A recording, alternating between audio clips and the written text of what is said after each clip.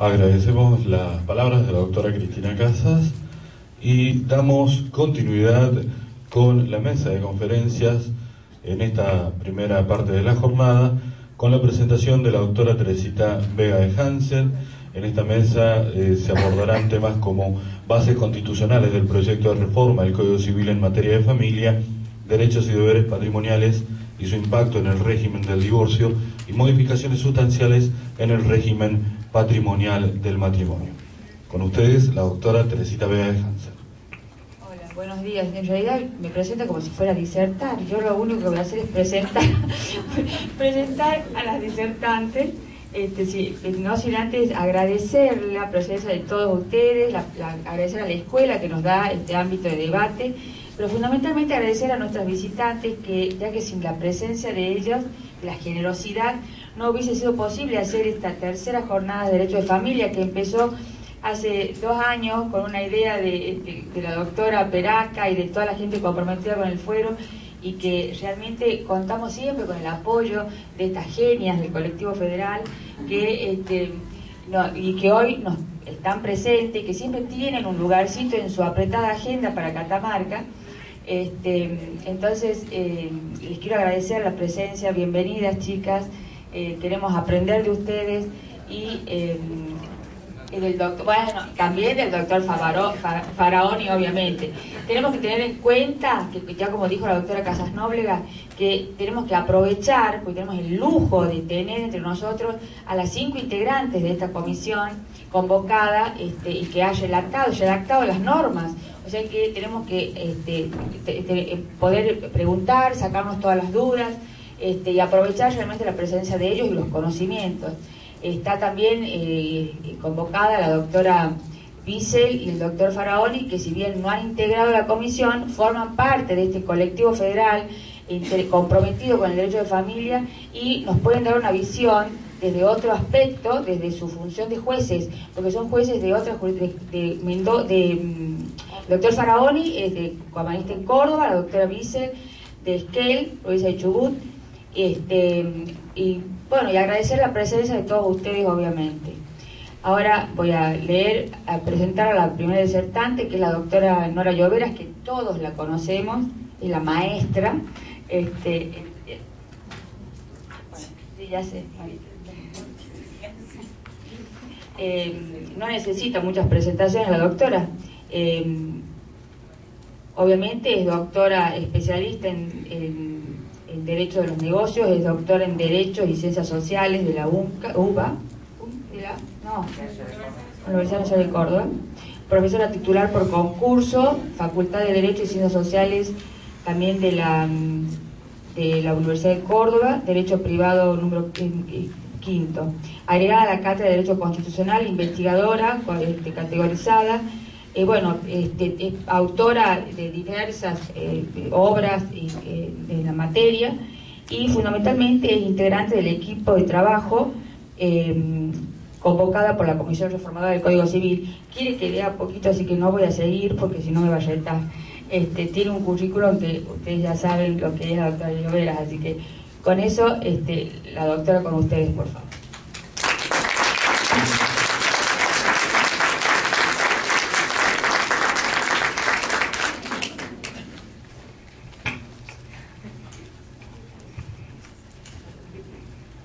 Estoy sacando la artillería de guerra, que es el pasador que se ha trabado.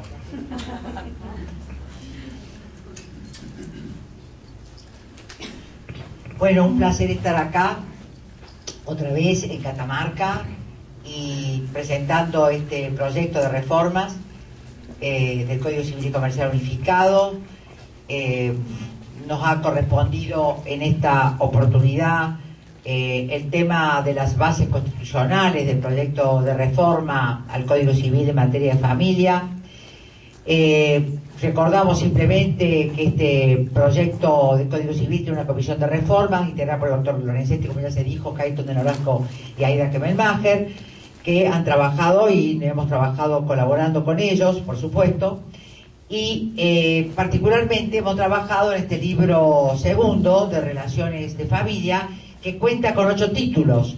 Estos 8 títulos son el matrimonio, el régimen patrimonial del matrimonio, en el título segundo, separado expresamente por su autonomía patrimonial, las uniones convivenciales, ex uniones de hecho, el parentesco en el título cuarto, filiación en el título quinto, adopción en el título sexto, responsabilidad parental, ex patria potestad en el título séptimo y los procesos de familia en el título octavo. Estos son los 8 títulos que integran el libro segundo, sobre el cual vamos a intentar mostrar algunas bases, o las bases principalmente constitucionales, que han elaborado esta reforma.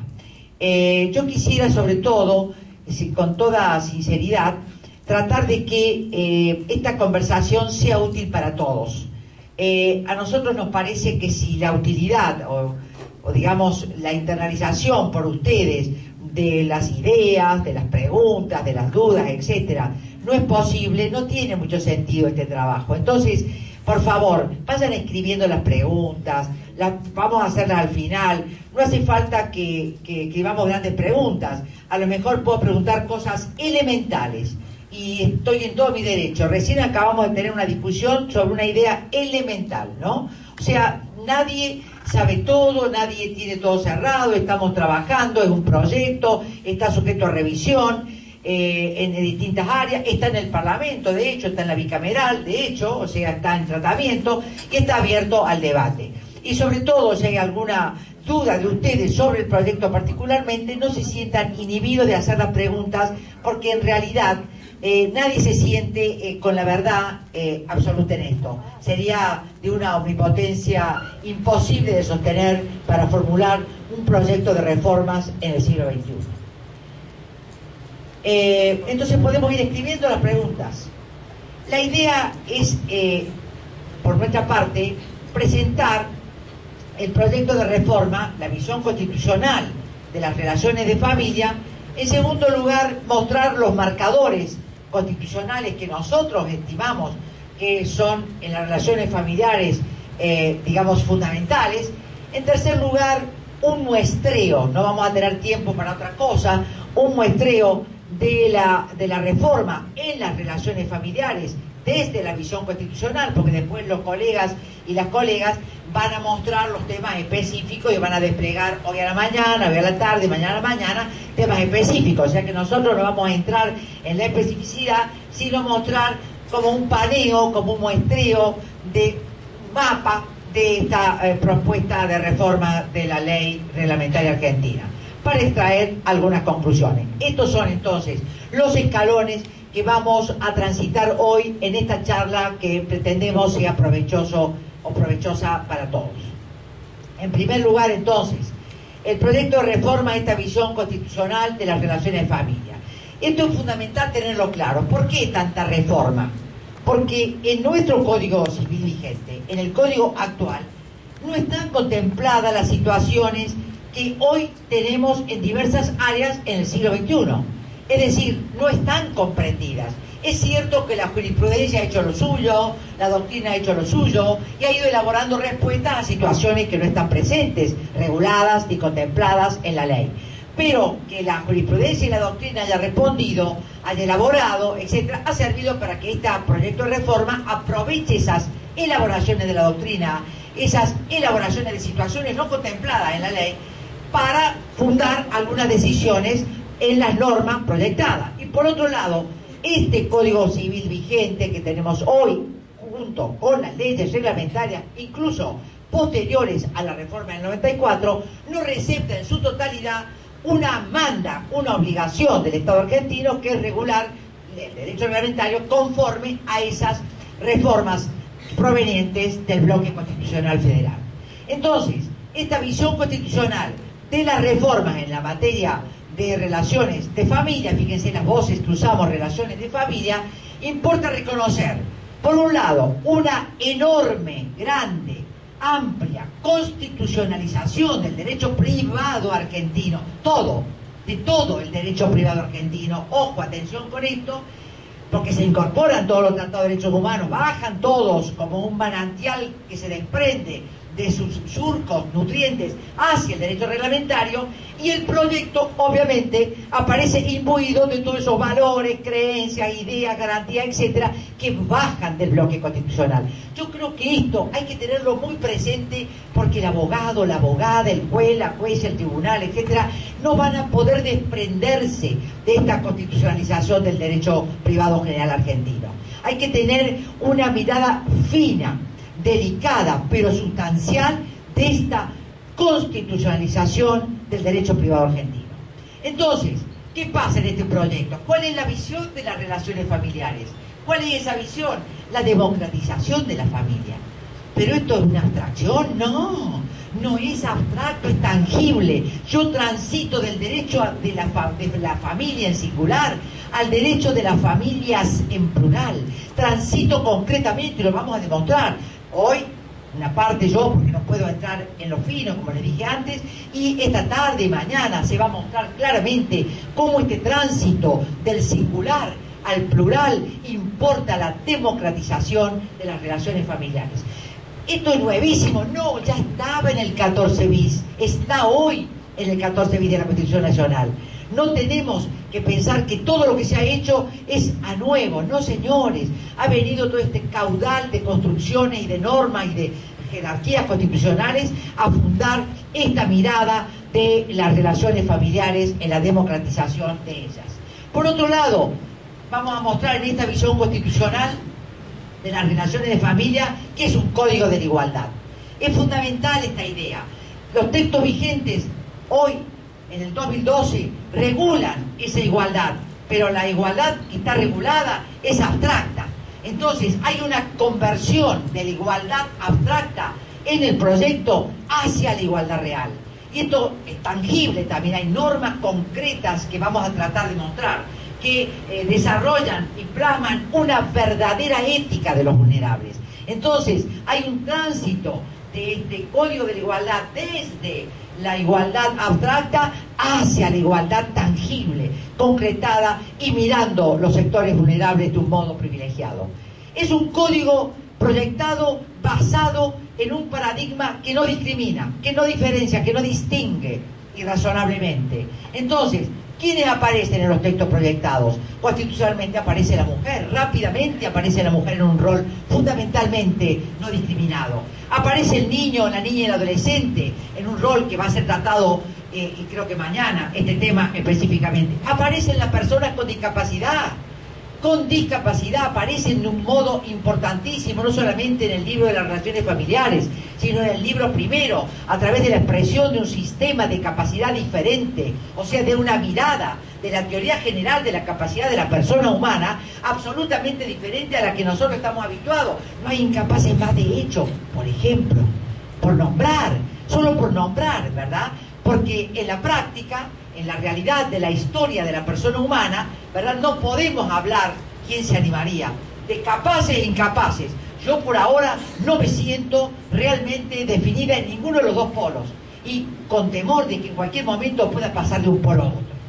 Y las comunidades originarias, olvidadas de la historia, son tomadas como paradigmas no discriminatorios, son tomadas los pueblos originarios para reconocerles derechos, a pesar de que ellos están batallando y con toda legitimidad, ¿verdad?, para lograr más, obviamente, de la historia del olvido a la historia de la memoria argentina del siglo XXI.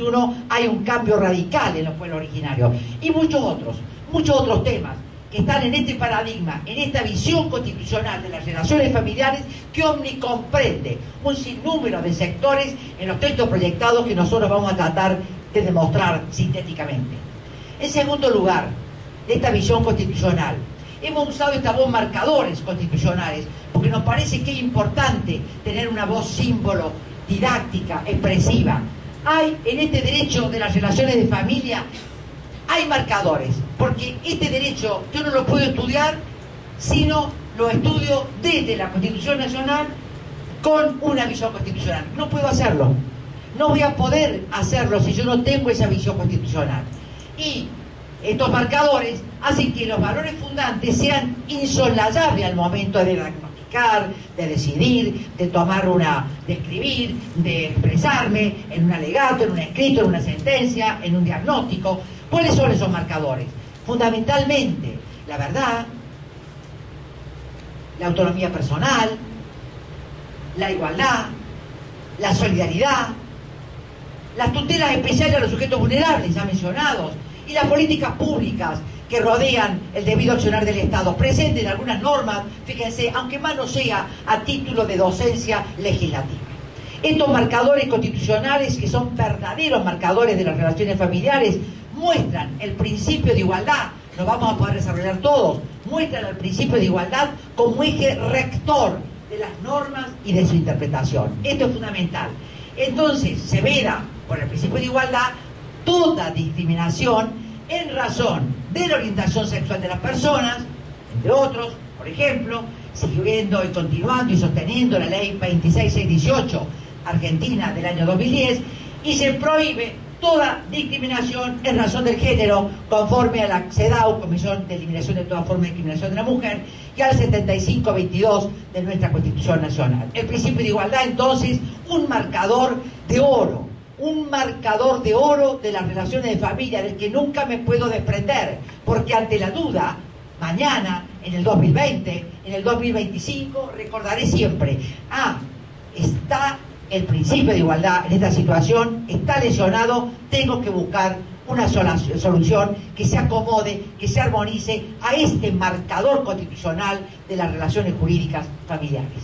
Entonces, estos marcadores que hemos mencionado nos hacen preguntar si el proyecto está en la línea de los marcadores constitucionales. Nosotros creemos que sí, creemos que está en esa línea. Por supuesto, habrá zonas de discusión, de debate, que deberán ser integradas con las interpretaciones y las elaboraciones que se efectúen, como en toda reforma, si se aprueba el proyecto, en los próximos años. En tercer lugar, tenemos una visión constitucional o las bases constitucionales de esta reforma de las relaciones de familia. Unos marcadores constitucionales que son líneas demarcatorias serias, entre las cuales hemos elegido la igualdad como un broche de oro para los marcadores. En tercer lugar, ¿cómo describo constitucionalmente la reforma en las relaciones de familia? En esta breve presentación nos parece que hay que marcar que la organización familiar, la organización de cualquier familia, de las familias, el modo de constituir la familia, el modo de constituir las familias, o sea, su organización, el modo de constituirla, el abordaje de las crisis, de las vicisitudes que sufre toda familia, sea cual fuere la familia de que se trate, en su composición, en su historia, etcétera, en su proceso de desenvolvimiento histórico, todo esto, la organización, cómo la constituyo, cómo abordo las crisis como el divorcio, como la nulidad del matrimonio, como la separación. De hecho, estas crisis están impregnadas de los valores constitucionales, totalmente impregnadas, operando un giro, un cambio de paradigmas. El cambio es bastante importante en este sentido. Por ejemplo, el matrimonio, que está en el título 1 del libro segundo, tiene los principios de libertad y igualdad en el texto. Por eso yo decía, esto no es abstracto, está en el texto, está incorporado, nadie lo va a poder no mirar, porque está en el texto del Código Proyectado. Entonces, bajo los principios de libertad y de igualdad, 441 y siguientes, se regula el matrimonio presidido por este capítulo de libertad y de igualdad. Este matrimonio que se ha proyectado en punto a los deberes y derechos de los cónyuges constitucionalmente, tiene cambios, por eso está en rojo, tiene algunos cambios que están obviamente originados en estos principios de igualdad y de libertad que están presidiendo la regulación. Entonces los matrimonios, los esposos, los cónyuges, se comprometen, dice la ley proyectada, a desarrollar un proyecto de vida en común basado en la cooperación y el deber de fidelidad, 431, o sea que la cooperación y el deber moral de fidelidad son morales, son éticos, si ustedes quieren. En cambio, la asistencia permanece como un deber jurídico. Los cónyuges se deben recíprocamente asistencia. Pero,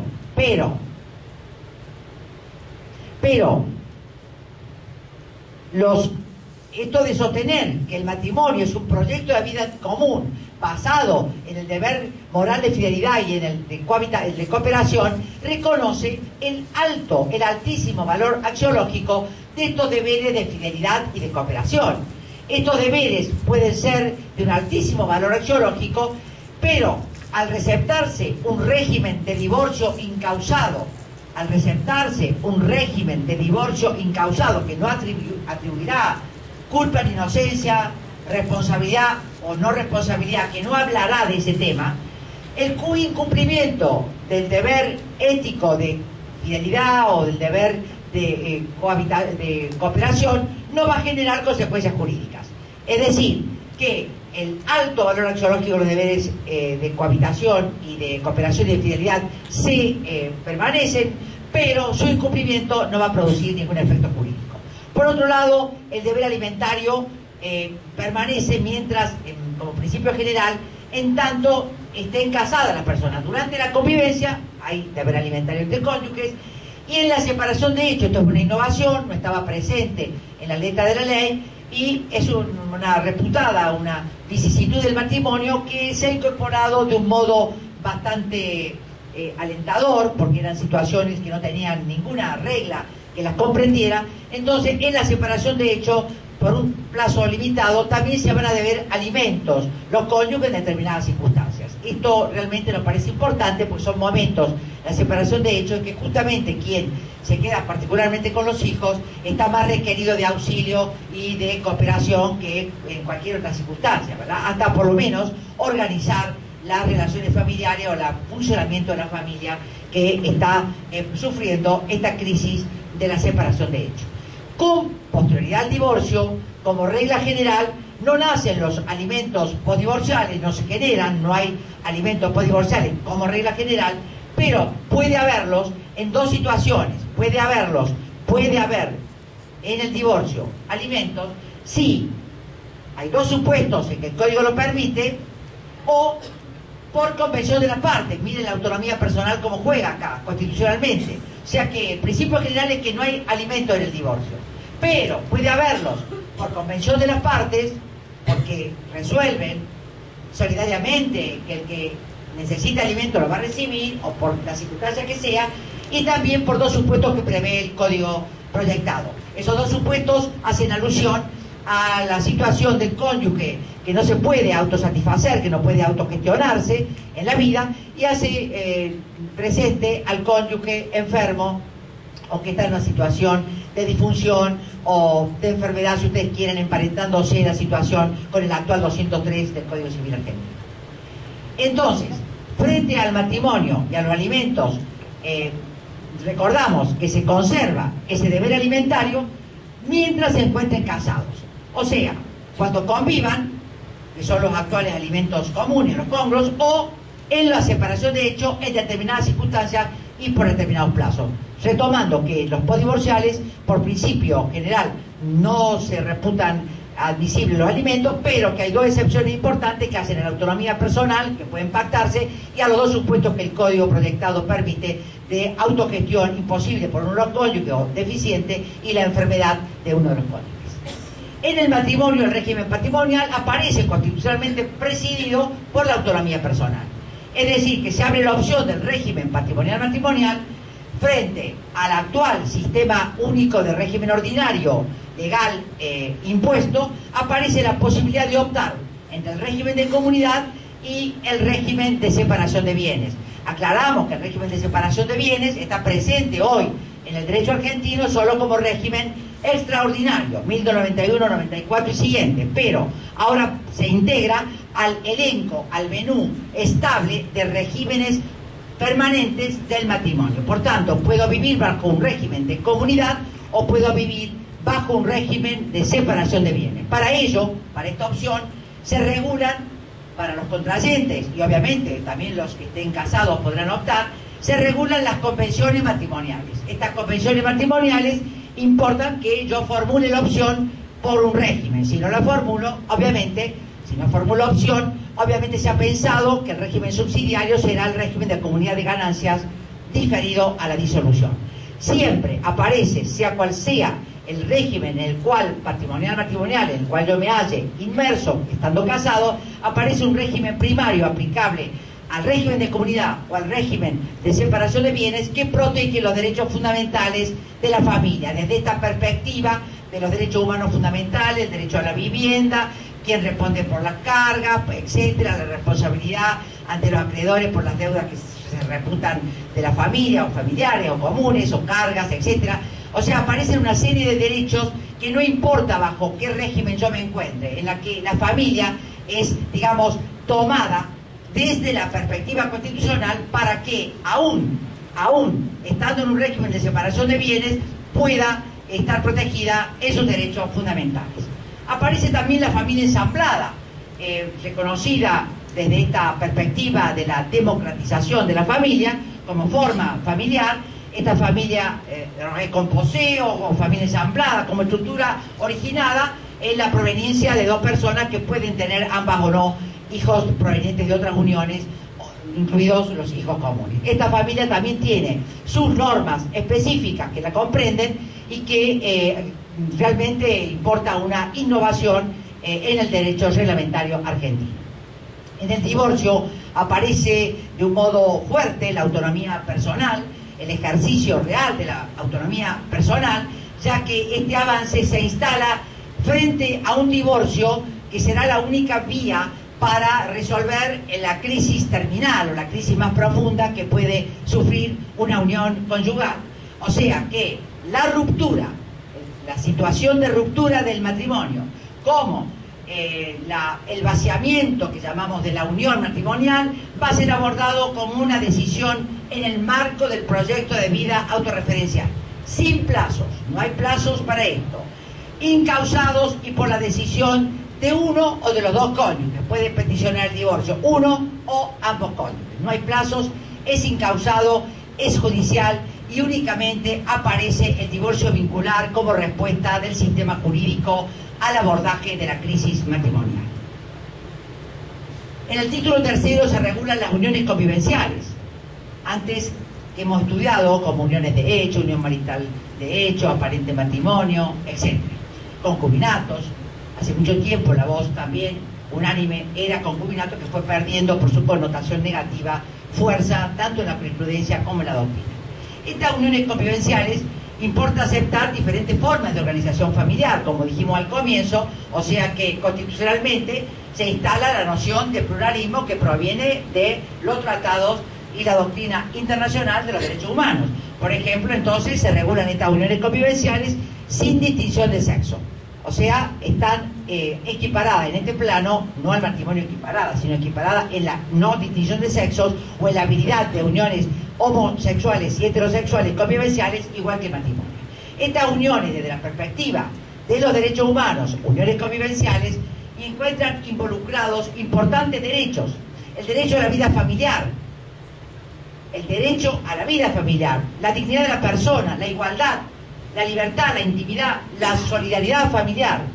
Y a su vez, todos estos derechos que hemos pensado en las uniones convivenciales deben articularse correctamente, de una manera armonizada, frente al matrimonio, ¿verdad? Para que sean dos familias diferentes constituidas de un modo distinto.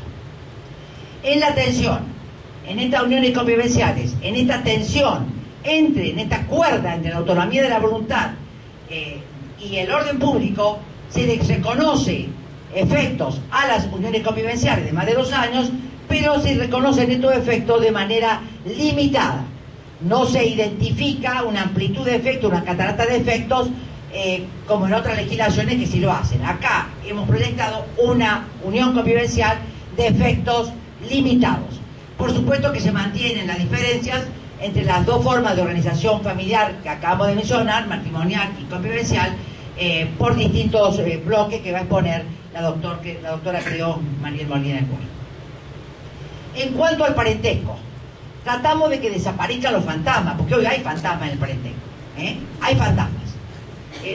Realmente llama la atención que los centros de salud esté inundado de gente que practica las técnicas de reproducción humana asistida, y bueno, después el parentesco aparece como asimilado al del siglo XIX. Entonces, hay que romper estos fantasmas para poner el parentesco a la altura de los acontecimientos históricos.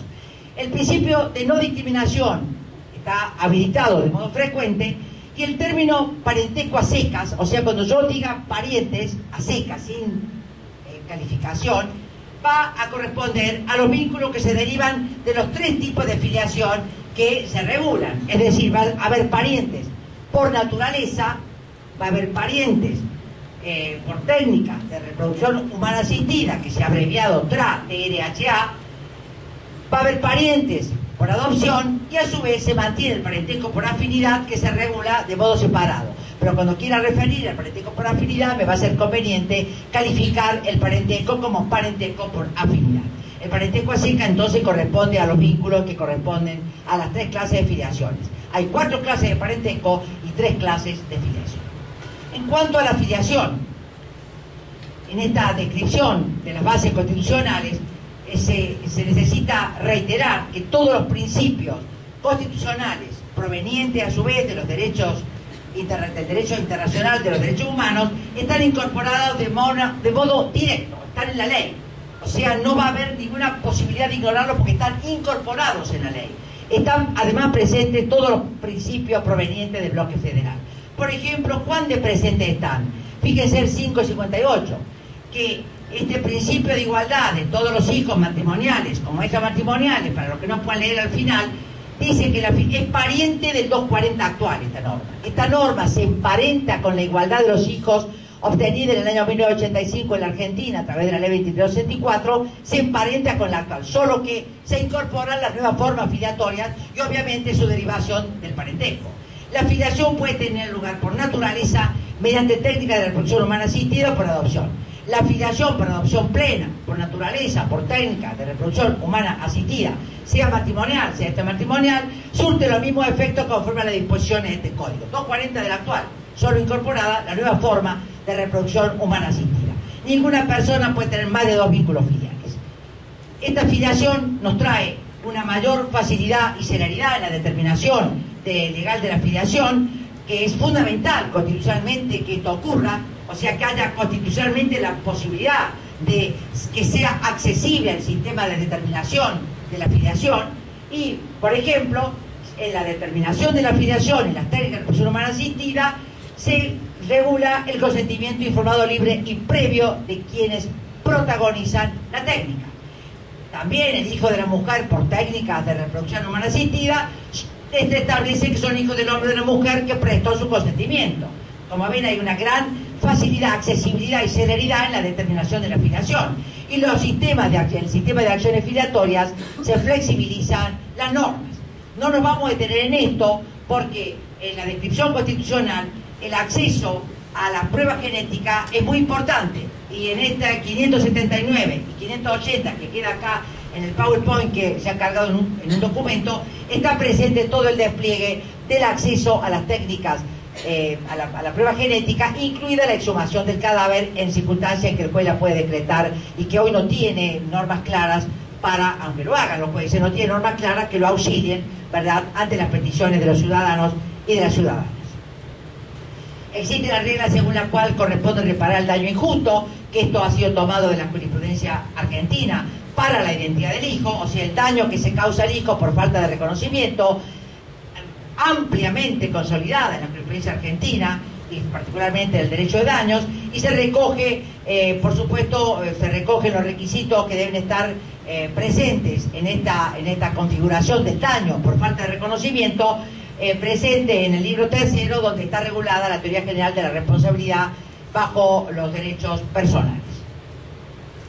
Hay un derecho a gozar de los beneficios del progreso científico, por tanto, este derecho constitucional está presente en la regulación que se efectúa y se propone de la filiación por técnica de reproducción humana asistida, en la filiación post-mortem que se autoriza en determinadas circunstancias, cuando ha habido voluntad, etcétera, y se han cumplido los plazos que se establecen por la ley, y en la determinación de la maternidad, sistema ya digamos, muy flexibilizado en el derecho argentino, pero que se refuerza en la posibilidad de determinación.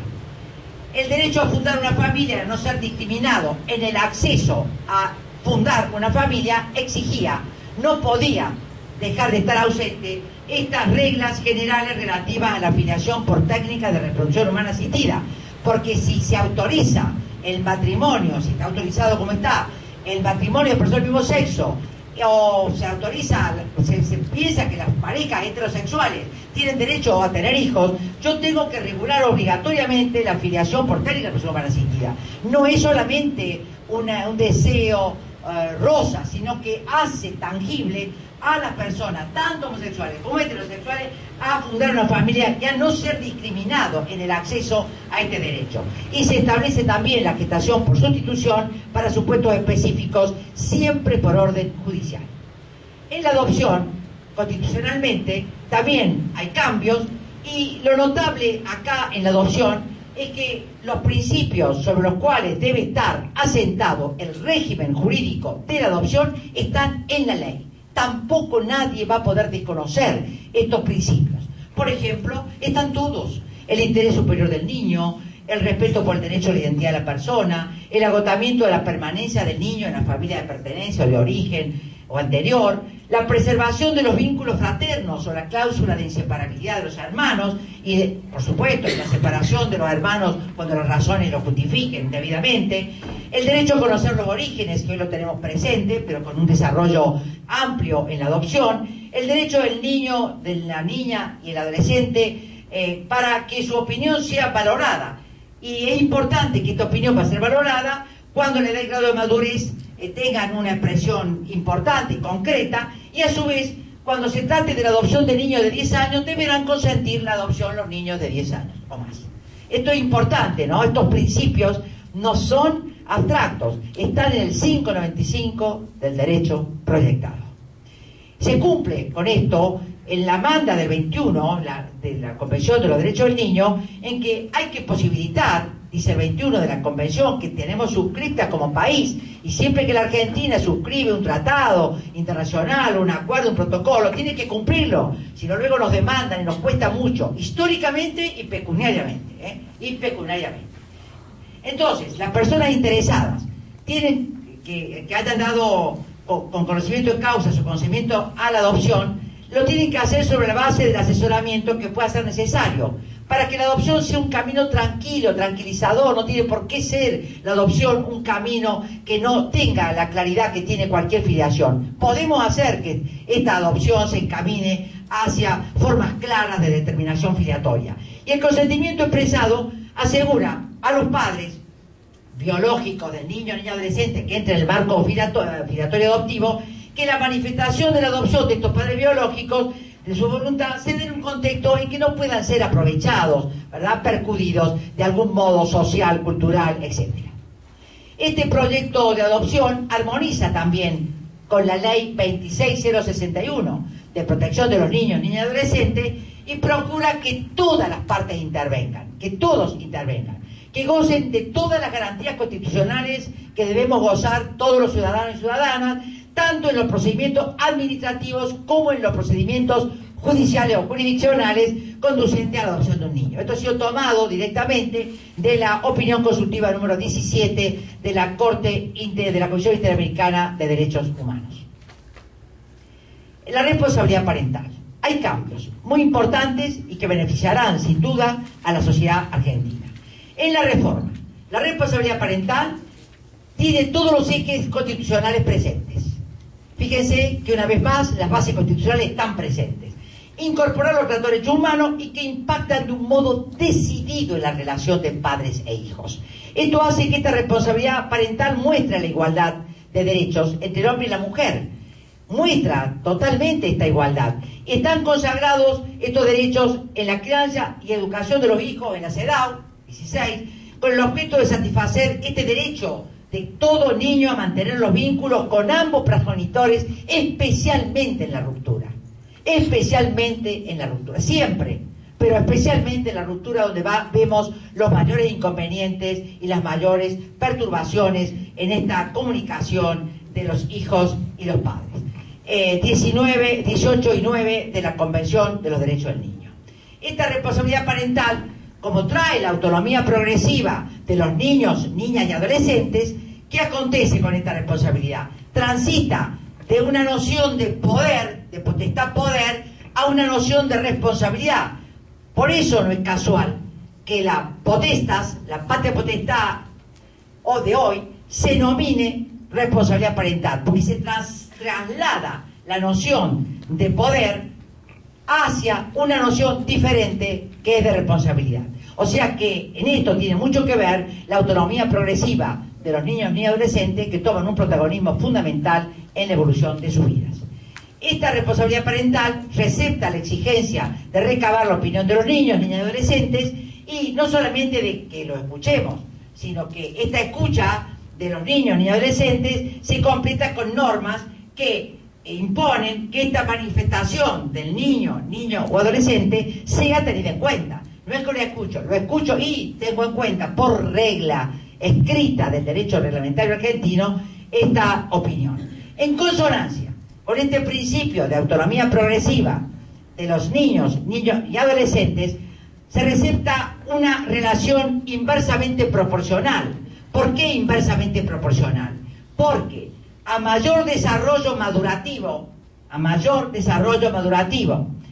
del niño y adolescente, hay menos responsabilidad parental, disminuye la representación de los progenitores en el ejercicio de los derechos de los hijos.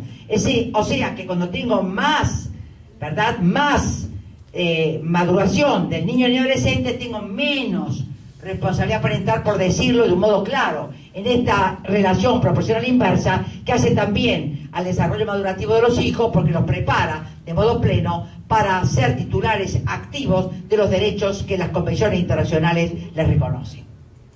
Finalmente, en el título octavo aparecen los procesos de familia, que se han puesto, se han colocado, se han insertado en este proyecto, si bien sabemos que hay una noción de federalismo que dice que cada provincia es autónoma para regular, etcétera, y respetamos profundamente esta idea. No creemos que este federalismo sea el único posible. Creemos que también es bueno que haya como unas normas comunes a todas las provincias, a todas las autonomías, que hagan posible que los procesos en esta materia tan sensibles a los ciudadanos y a las ciudadanas realmente no se vean en polos absolutamente opuestos. Entonces las reglas que se han introducido en los procesos de familia son pocas, no son muchas, integran el título final, el título octavo, y tratan de federalizar, si se quiere, algunas ideas principales sobre los procesos de familia.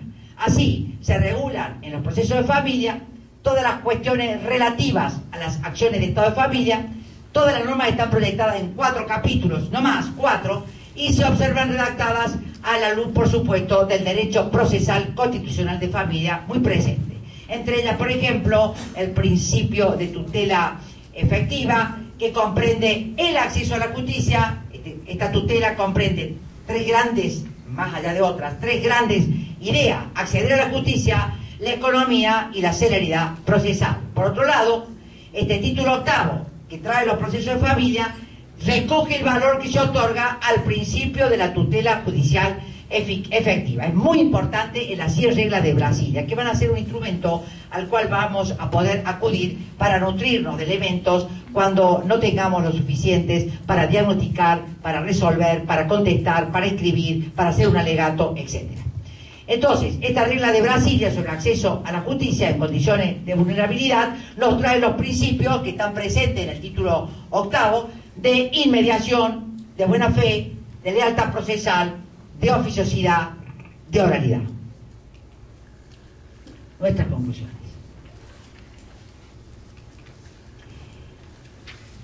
Este proyecto de reforma, entonces, desde la visión constitucional o de las bases constitucionales de las relaciones de familia, nos muestra un derecho de las familias, en plural, porque el derecho gira rotundamente, gira en este punto, porque la mirada constitucional, en realidad, que trae este proyecto, toca el corazón de un derecho que está pensado en el siglo XIX.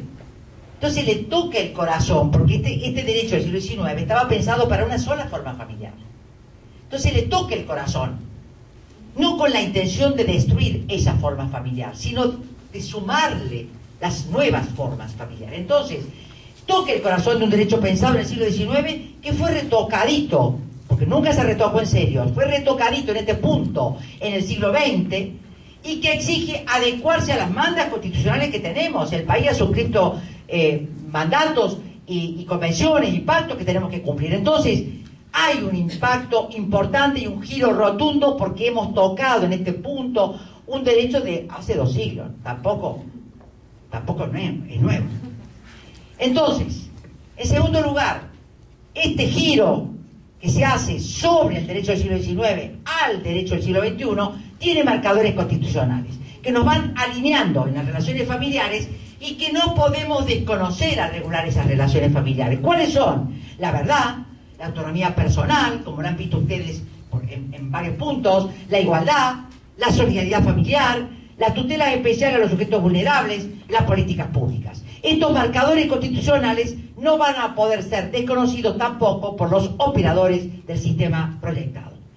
Este proyecto luce imbuido de todos los valores, principios y reglas constitucionales. El proyecto rota de modo importante sobre la organización de la familia, sobre el modo de constituir la familia o de constituir las familias, en el abordaje de las crisis familiares, sea cual fuera la crisis que se suscita en esa familia, en la filiación, en todas sus fuentes, en las que mencionamos, en el parentesco, en sus 4 configuraciones que hemos mencionado, en las diversas formas familiares que hemos mostrado existirán y existen ya en la realidad, en las acciones de Estado, que se muestran diferentes conforme a la nueva configuración de la determinación de las filiaciones y al parentesco que ha nacido de modo también distinto. Este proyecto está impregnado de los principios constitucionales de libertad y de igualdad, sin discriminación de ninguna clase, y sobrevuela todo el proyecto. Es un gran paraguas la responsabilidad familiar, la responsabilidad y la solidaridad familiar, que funda una concepción profunda y ética de las relaciones de familia que deben existir, y que no desconocemos que en la realidad gran sector de la población vivirá ya bajo esta responsabilidad, pero hace falta que la ley reglamentaria lo ponga en letras y en abecedario para que esto sea exigible de un modo concreto como ha sido proyectado. Este proyecto del 2012 muestra la construcción de las normas como un verdadero cambio en las pertenencias familiares. O sea, cambian las pertenencias, pero cambian porque la mirada es la que cambia. Cambia la mirada que tengo de las relaciones familiares ahora desde la cúspide, desde los derechos humanos o derechos fundamentales, o como ustedes quieran llamar. Dice Mahatma Gandhi, un político y pensador indio, que no se nos otorgará la libertad externa más que en la medida exacta en que hayamos sabido en un momento determinado desarrollar nuestra libertad interna. Tenemos que hacer este esfuerzo en la libertad interna personal de todos nosotros para podernos dar este permiso de construcción de un nuevo sistema que aproveche, sirva, sea útil y solidarice todas las relaciones familiares.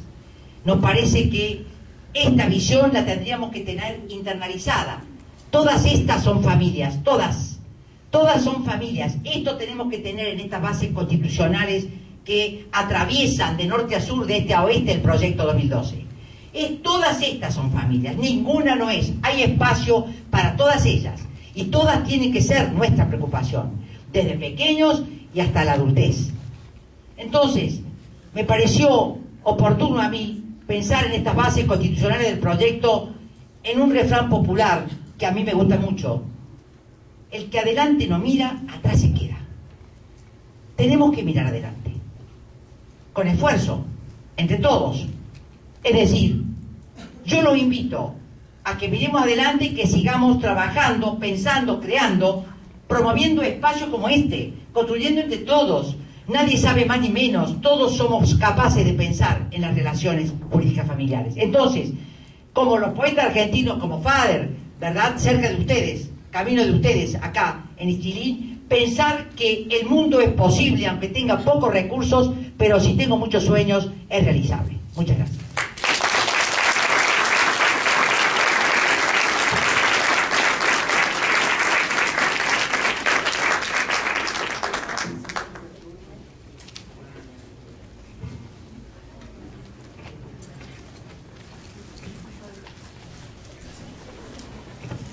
Bueno, vamos a presentar al doctor Fabián Faraoni.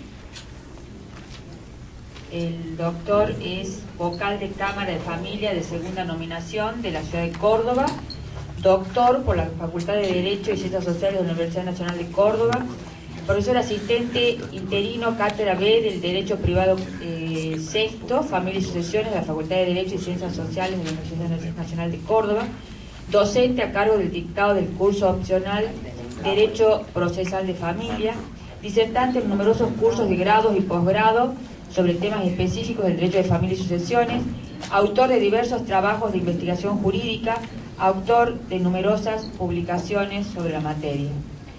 Con ustedes el doctor Faraoni. Sí, ya lo... Buenos días, un placer estar de nuevo en Catamarca. Agradezco a la gente de la Escuela de Capacitación esta invitación y especialmente a la querida amiga Ana Peraca, que siempre está presente en esto. Bien, vamos a continuar con el desarrollo de esta jornada. La doctora Lloveras ha dado un esquema general, ¿no?, acerca de los aspectos constitucionales de la reforma. Entonces ahora vamos a ir abordando esos aspectos de modo individual.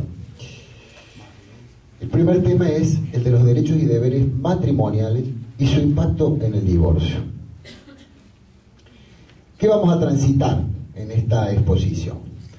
Algunos aspectos que se vinculan con los derechos y deberes derivados del matrimonio, que han sido modificados. Entonces yo he consignado el compromiso de los esposos, porque el proyecto habla de esto, habla de un compromiso entre los cónyuges, entre los contrayentes. Fija deberes éticos, morales, deberes jurídicos, y dentro de esos deberes jurídicos la asistencia. Y dentro de la asistencia en su aspecto material, que es la obligación alimentaria, ese deber alimentario que existe entre los cónyuges. Luego de ello hay que ver qué impacto produce el divorcio o cómo quedan impactados esos deberes y esos derechos frente al divorcio. Entonces allí vamos a analizar lo que es la autonomía en la celebración y en la disolución del vínculo matrimonial, autonomía que, como habrán escuchado a la doctora Lloveras, rige e impregna todo el espíritu de la reforma, ¿no? Y aquí también está presente. Y en esta autonomía está la posibilidad del convenio regulador, de esta actitud autorreferencial que pueden asumir los cónyuges frente a la crisis matrimonial. Y ese convenio regulador tiene un contenido, tiene unos alcances que vamos a examinar también en esta oportunidad. Nos vamos a detener específicamente en algunas características de la compensación económica como figura que se introduce